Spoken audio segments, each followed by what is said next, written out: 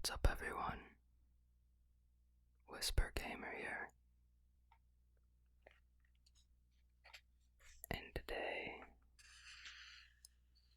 I'm gonna continue on with Wizard's first rule. And I'm gonna start chapter 4. I'm actually using a new microphone today. So, this is kind of like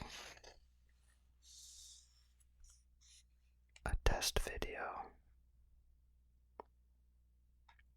I hope you guys enjoy this.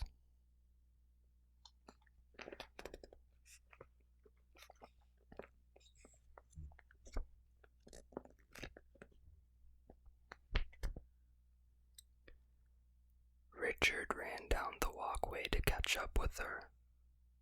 Kaylin's dress and long hair flowed behind as she marched along in the late afternoon sunlight. When she reached a tree, she stopped and waited.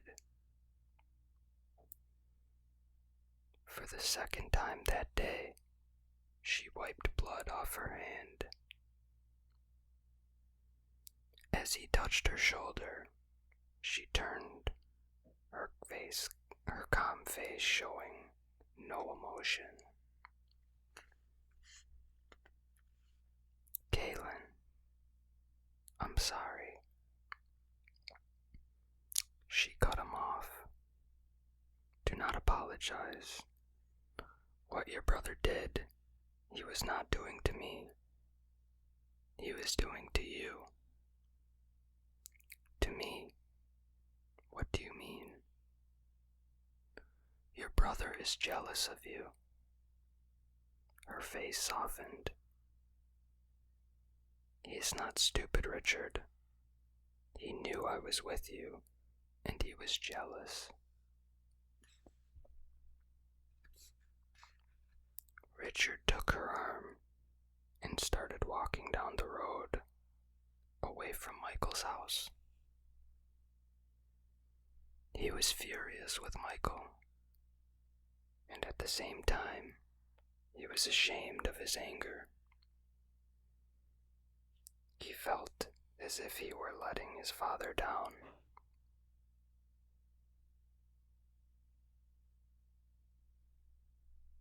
That's no excuse.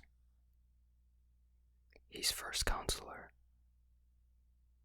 He is all anyone could want. I'm sorry I didn't put a stop to it. I did not want you to. It was for me to do. What he wants is whatever you have. If you had stopped him, having me would be a contest. He would have to win. This way, he has no more interest in me. Besides, what he did to you about your mother was worse. Would you have wanted me to have stepped in on your behalf? Richard put his eyes back to the road. He choked off his anger. No, that was not for you to do.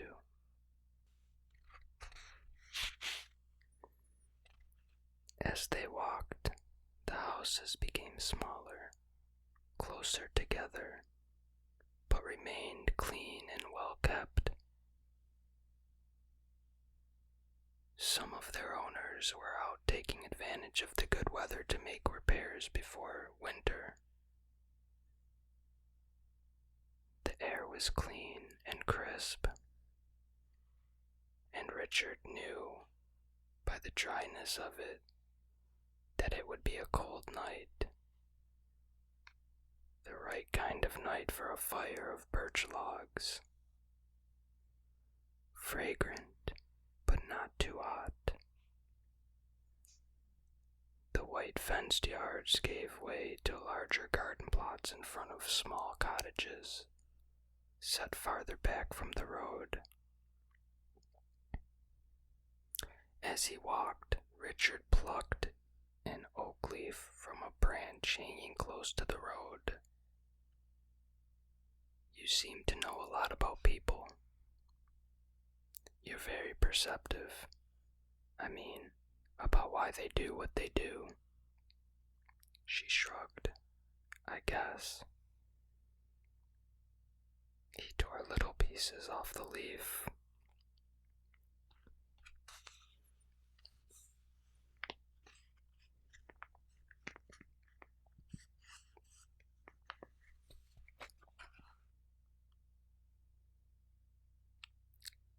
Is that why they hunt you? She looked over as they walked, and when his eyes came to her, she answered, They hunt me because they fear truth. One reason I trust you is because you do not. He smiled at the compliment.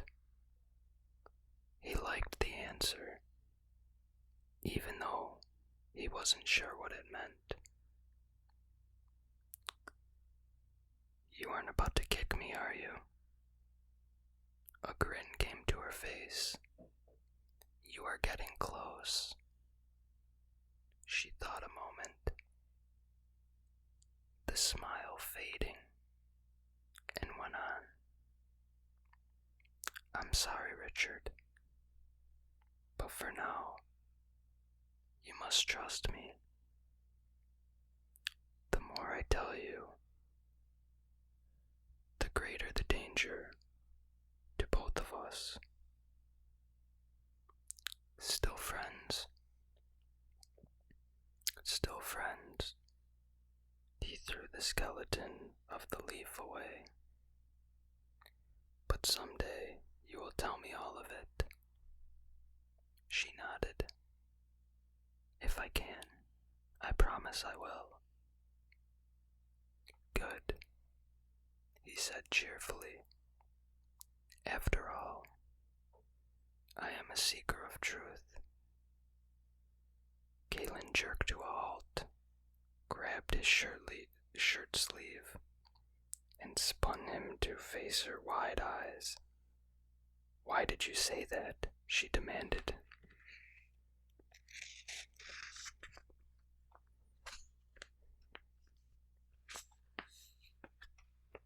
What? You mean seeker of truth? That's what Zed calls me. Ever since I was little, he says I always insist on knowing the truth of things, so he calls me seeker of truth. He was surprised by her agitation. His eyes narrowed. Why? She started walking again. Never mind. Somehow, he seemed to have broached a sensitive subject.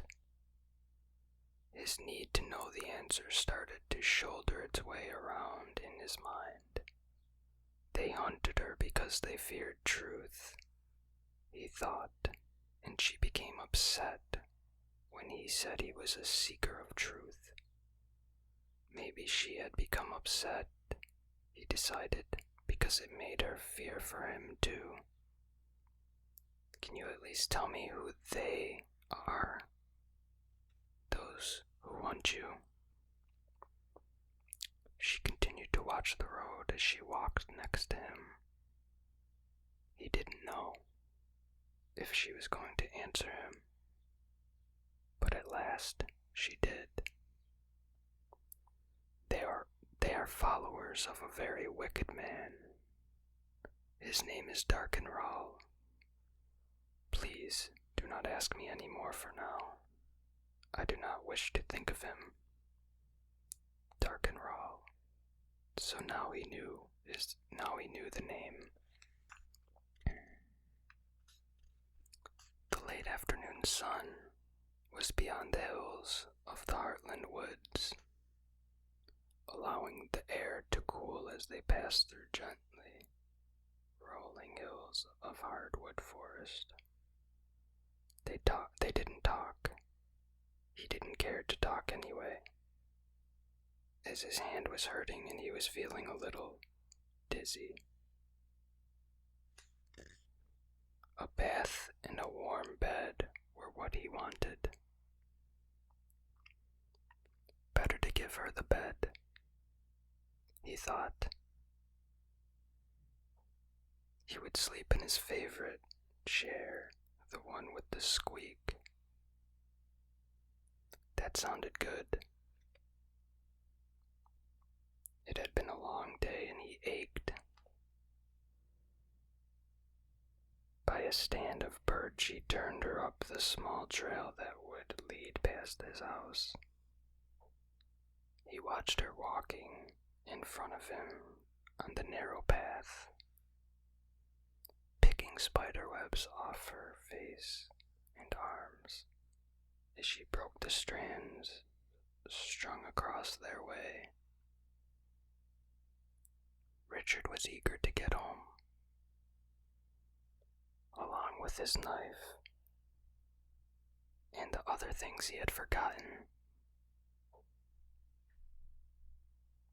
There was something else he had to have, a very important thing his father had given him. His father had made him the guardian of a secret, made him the keeper of a secret book, and had given Richard something to keep always as proof to the owner of the book that it was not stolen, but rescued for safekeeping. It was a triangular-shaped tooth, 3 fingers wide. Richard had strung a leather thong to it. No, thong.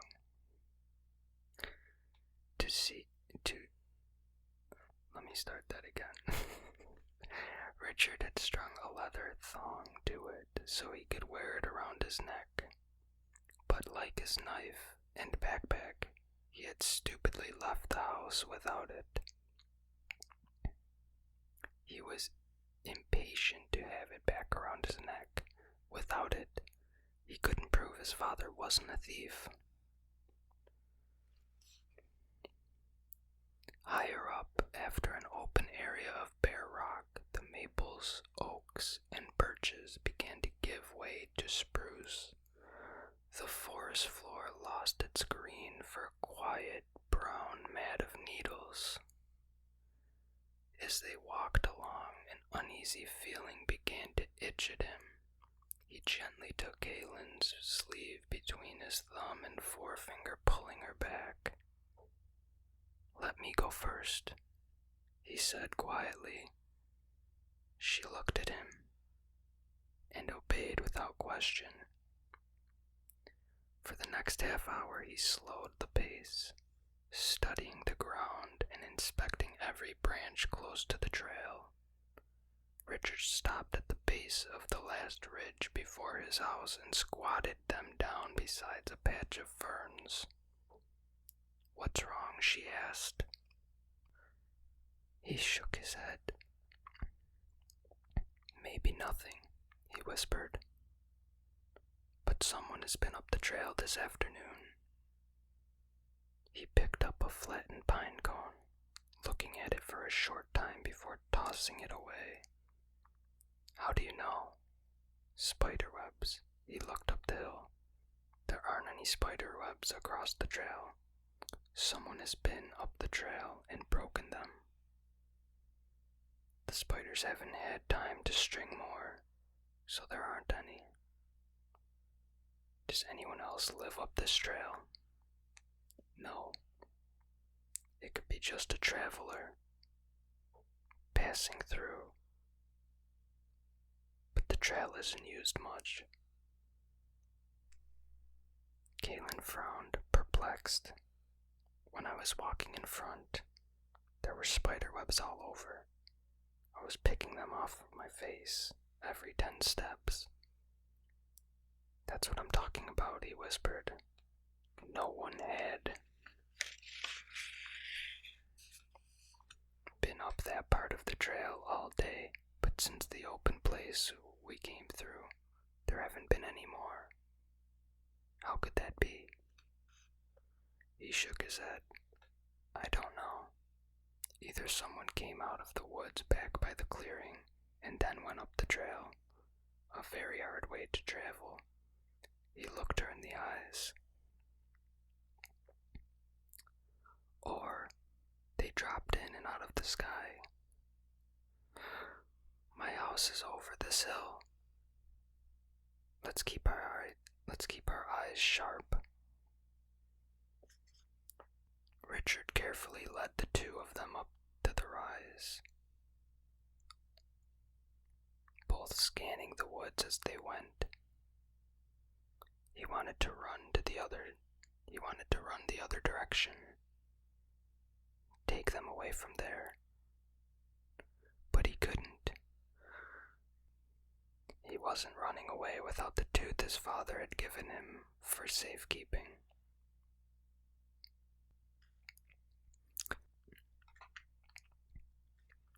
At the top of the rise, they crouched behind a big pine and looked down on his house. Windows were broken, and the door, which he always locked, stood open. His possessions were scattered about on the ground. Richard stood. It's been ransacked, just like my father's house. She grabbed a fistful of his shirt and hauled him back down. Richard, she whispered angrily, your father may have come home just like this. Maybe he went in just like you are about to do, and they were waiting for him.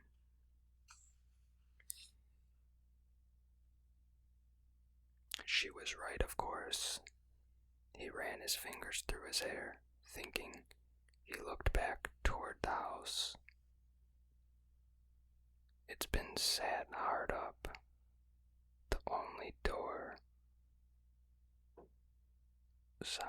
Its back sat hard up against the woods, with its door facing the clearing. Since it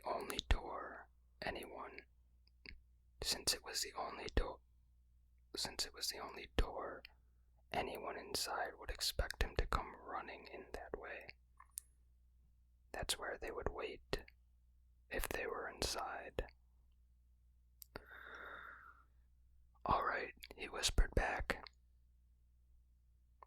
But there's something inside I have to get. I'm not leaving without it. We can sneak around. I'll get it, and then we will be away from here. Alright guys, that's gonna be all for right now. I will continue on the next part soon. Also, if you're still listening now, don't forget about Facts Friday. This week, Facts Friday is going to have a viewer's choice. They suggested in the comments what they would like to see, so I'm going to make a facts video about that. I hope you guys come back and check it out on Friday.